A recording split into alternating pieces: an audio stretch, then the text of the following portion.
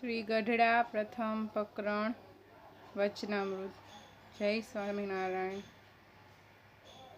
સંવંત 1876 માગસર સુધી ચતુર્થીને દિવસે શ્રીજી મહારાજ શ્રી ગઢડા મધ્યે દાદા ખાચરના દરબારમાં સાધુની જાયગા વિશે રાત્રિને સમયે પધાર્યા હતા અને સર્વ શ્વેત વસ્ત્ર ધારણ કર્યા હતા અને પોતાના મુખારવિંદની આગળ સાધુ તથા દેશ દેશના હરિભક્તોની સભા ભરાઈને બેઠી હતી.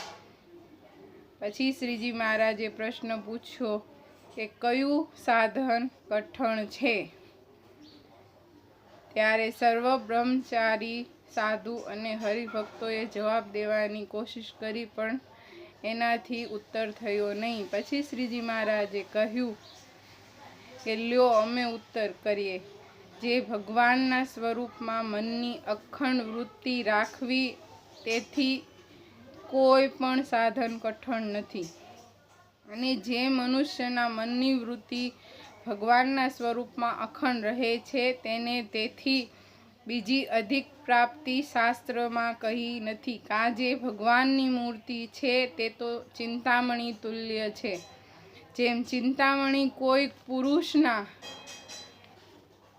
હાથમાં હોય, તે પુરુષ જે પદાર્થને ચિંતવે તે પ્રાપ્ત થાય છે, તેમ ભગવાનની મૂર્તિને વિશે જેના મનની અખંડ વૃત્તિ રહે છે, તે તો જીવ, ઈશ્વર, માયા અને બ્રહ્મ એમના સ્વરૂપને જો જોવાને ઈચ્છે તો તત્કાળ દેખે છે, તથા વૈકુંઠ, ગોલોક, બ્રહ્મમહોલ એ આદિક જે ભગવાનના ધામ તેને પણ દેખે છે. માટે ભગવાનના સ્વરૂપમાં અખંડ વૃત્તિ રાખવી, તેથી કોઈ કઠણ સાધન પણ નથી અને તેથી કોઈ મોટી પ્રાપ્તિ પણ નથી.